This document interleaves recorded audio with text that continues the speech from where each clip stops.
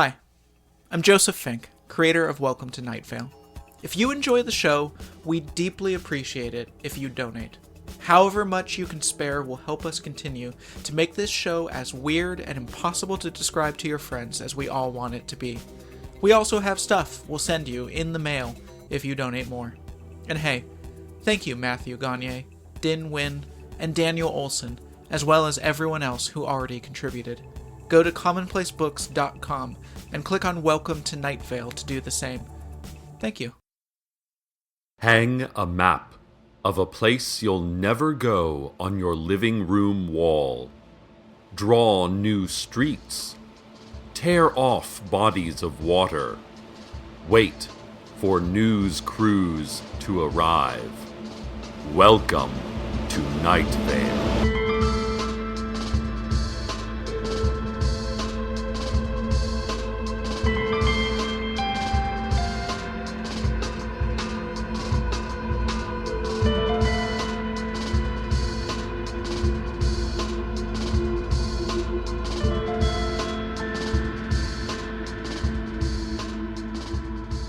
Teddy Williams, owner of the Desert Flower Bowling Alley and Arcade Fun Complex, has reported that he is starting an around-the-clock militia watch on the entrance to the buried city beneath the pen retrieval area of Lane 5.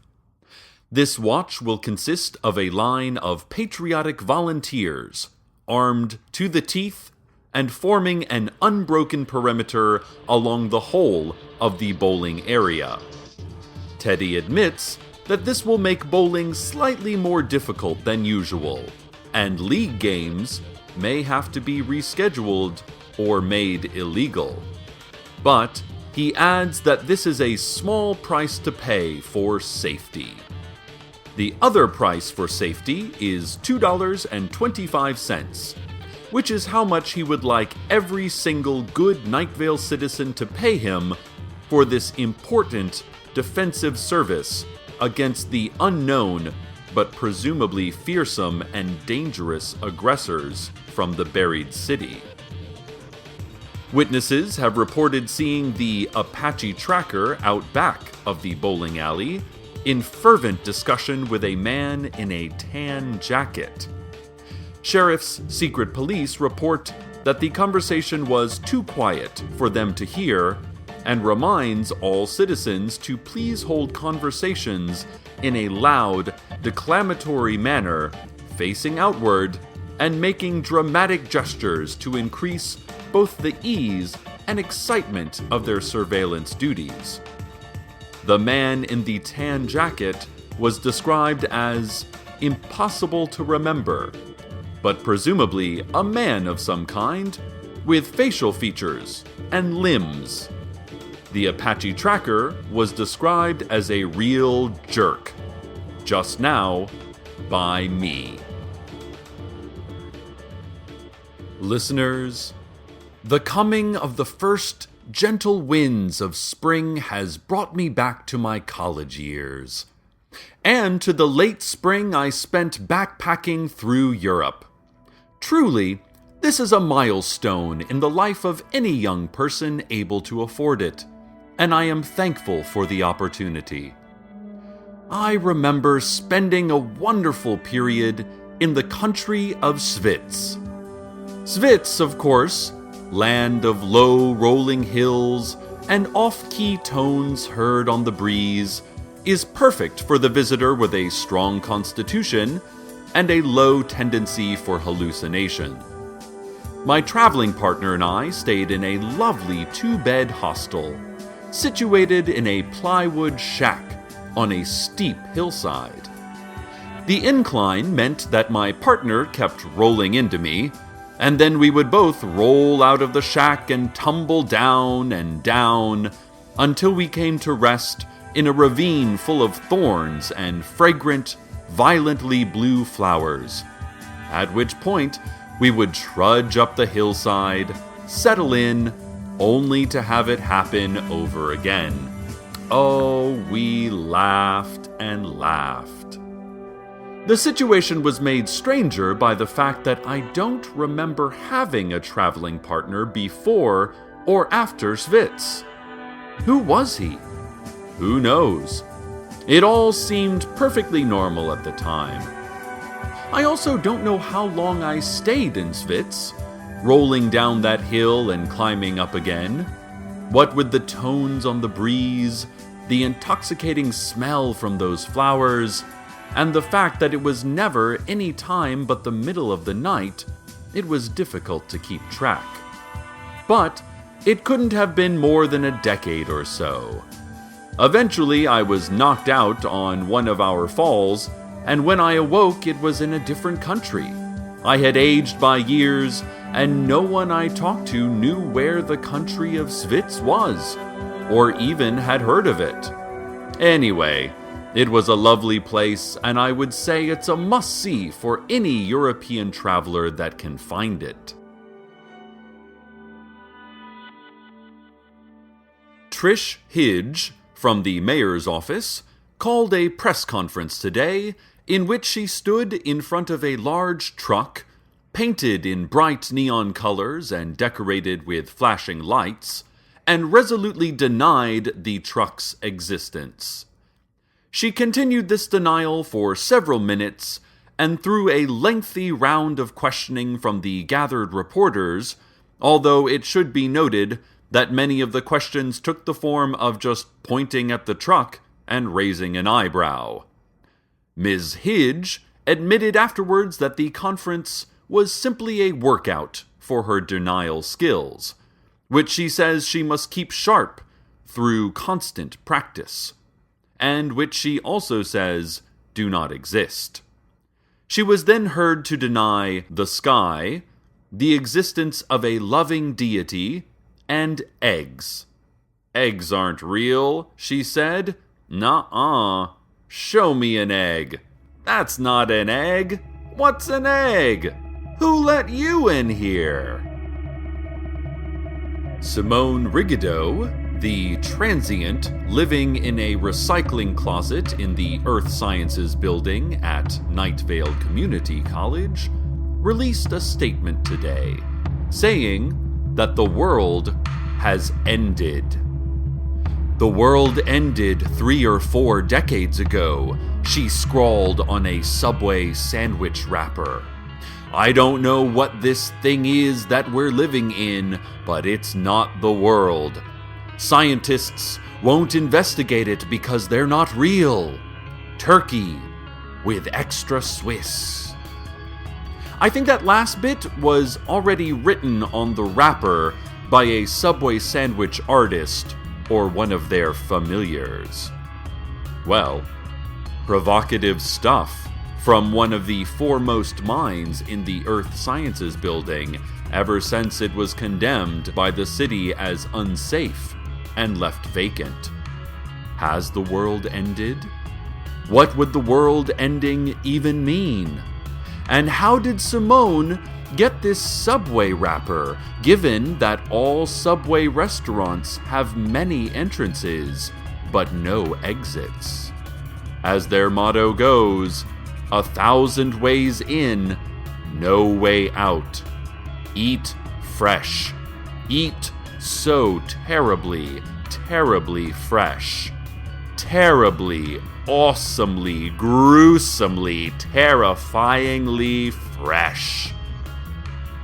For more on this world-ending story, we now go live to the sound of an aquarium pump.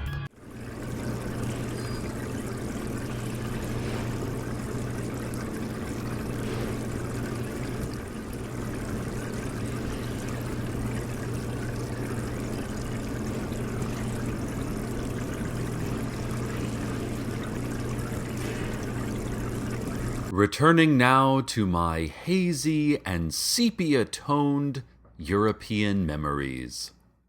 Another country I recall, with great fondness, of course, is the nation of Francia. Francia, land of arches. It is fascinating to see how other cultures live. shaking you out of your locked-in Night Valian ways. And Francia is a prime example. To see a culture that doesn't even have any people, a country with no population, just ancient stone arches, hundreds of square miles of arches, intertwining and leaning against each other. The wind hollows through the narrow alleyways as the lone traveler, camera in hand, explores the vast, empty cityscape. One doesn't need to be able to speak another language to be able to try your hand at communicating inside the borders of Francia.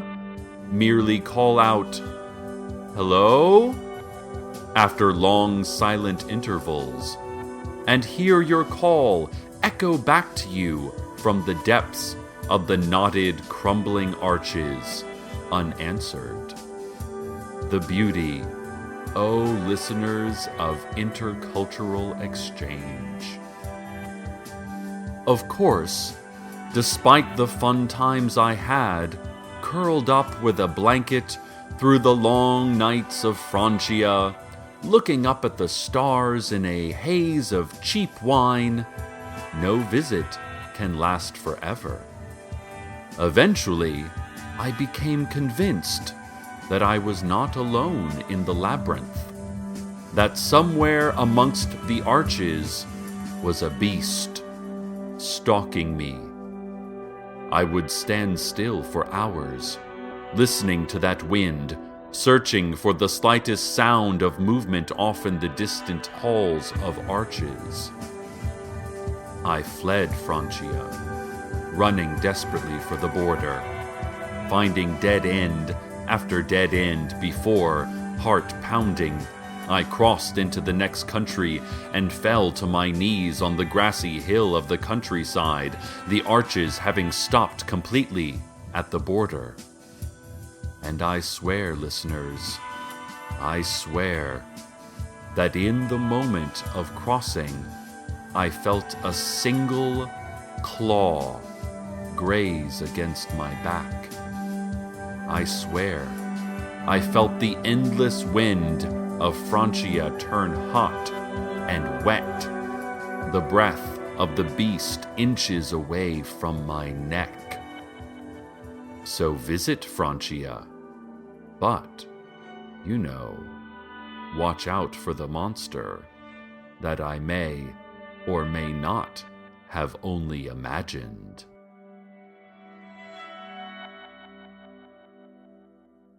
Now, traffic.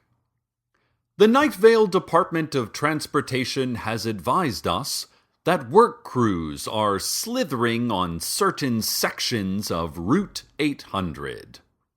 Commuters are advised to drive slowly in these marked areas, as construction-hatted workers will be roiling on the ground all over the place, a heaving mass of limbs and lolling, panting mouths. Fines for traffic violations in these marked areas are double. All fines outside of the marked areas are quadruple, as usual. Also, the DOT has asked me to read the following advisory notice, using their exact wording. So, Silverhawk, Copperhead, and the Gopher, activate. I repeat, activate. Execute mission Alpha November Zulu 013. Lethal parameters acceptable. I'm not quite sure what that means, but if you understood it, then avoid an annoying traffic ticket by obeying whatever dictate was being relayed. And remember, wear seatbelts. They are a cool fashion statement, and easily obtained by cutting them out of your own car and crafting them into any number of accessories. And now a word from our sponsors. 7 lights in the window, 7 lights in the hall, 7 lights, all in all. 6 notes in the melody, 6 notes form a dirge, 6 notes to rid you of the urge. 5 ways of escaping, 5 ways all blocked off, 5 ways each one broken and lost. 4 words in a whisper, 4 words in your ear, 4 words that fill you up with fear. 3 taps of a finger, 3 taps on a wall, 3 taps as you try to stall. 2 eyes wide and desperate, 2 eyes squinting scared, 2 eyes open, yes, but nothing there. 1 light in the window, 1 light in the hall, 1 light, all in all. Taco Bell, live Moss. To return once more to pleasant reminiscence. Europe is not just about looking at monuments and talking to monuments and licking monuments. It's also about the people. One memorable interaction happened in the little alpine country of Luftnarp. It had been a long day of train travel, and searching for, then checking into a cold and dreary hostel, and I was in desperate need of a warm meal and some good company. I remember heading down to the local alehouse, where the proprietor stared at me, frozen, with a gaping mouth and gray, ashy skin. So did everyone else in the place. All of their mouths were stretched to almost cartoonish dimensions outside of the bounds of known medical science.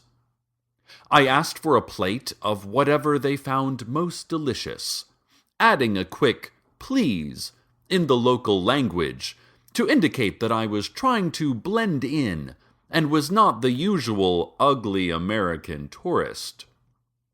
They graciously responded by letting out a guttural rattle in unison, and by not moving as I walked into the kitchen and devoured some of the less moldy potatoes and a few mysterious and slightly sour sausages. I left them, rattling away in their local tongue and frozen in a caricature of human terror, feeling like I had not only gained a good meal, but a few new good friends. Big news in the science world. Scientists announced that they have discovered the world's deadliest spider, a previously unknown species that is as hard to spot as its bite is hard to survive. Apparently, the specimen was found when your dead body was examined. They say you were a portrait of agony, your skin a myriad of pulsing, angry colors, and, oh, you know what? I'm sorry. This report is from next week. Things have gotten so confusing ever since the wire services started using time machines. Never mind. No need to worry about that report for a few days. And now, the weather.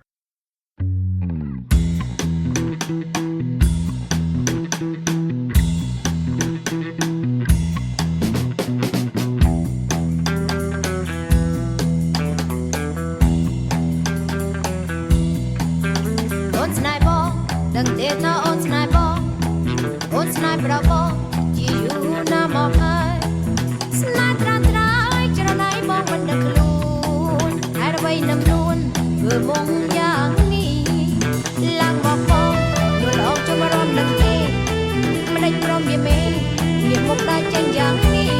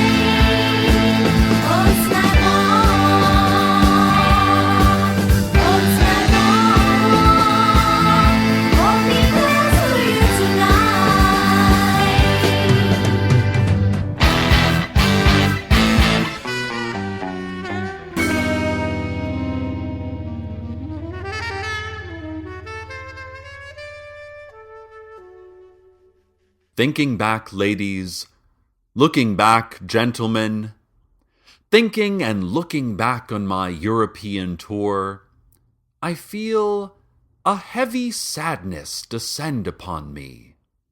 Of course, it is partly nostalgia, looking back at that younger me, bustling around Europe, having adventures and overcoming obstacles that, at the time, seemed so overwhelming, but now seemed like just the building blocks of a harmless story. But here is the truth of nostalgia. We don't feel it for who we were, but who we weren't. We feel it for all the possibilities that were open to us, but that we didn't take. Time is like wax dripping from a candle flame. In the moment, it is molten and falling, with the capability to transform into any shape. Then, the moment passes, and the wax hits the tabletop, and solidifies into the shape it will always be. It becomes the past, a solid, single record of what happened, still holding in its wild curves and contours the potential of every shape it could have held. It is impossible, no matter how blessed you are by luck, or the government, or some remote, invisible deity gently steering your life with hands made of moonlight and wind, it is impossible not to feel a little sad looking at that bit of wax, that bit of the past. It is impossible not to think of all the wild forms that wax now will never take. The village, glimpsed from a train window, beautiful and impossible and impossibly beautiful on a mountaintop, and you wondered what it would be if you stepped off the moving train and walked up the trail to its quiet streets and lived there for the rest of your life. The beautiful face of that young man from Luftnarp, with his gaping mouth and ashy skin, last seen already half turned away as you boarded the bus, already turning towards a future without you in it, where this thing between you that seemed so possible now already and forever never was. All variety of lost opportunities spied from the windows of public transportation, really. It can be overwhelming, this splattered, inert wax, recording every turn not taken. What's the point, you ask? Why bother, you say? Oh, Cecil, you cry. Oh, Cecil. But then you remember, I remember, that we are even now in another bit of molten wax. We are in a moment that is still falling, still volatile, and we will never be anywhere else. We will always be in that most dangerous, most exciting, most possible time of all, the now, where we never can know what shape the next moment will take. Stay tuned next for, well, let's just find out together, shall we? Good night, Night Vale. Good night.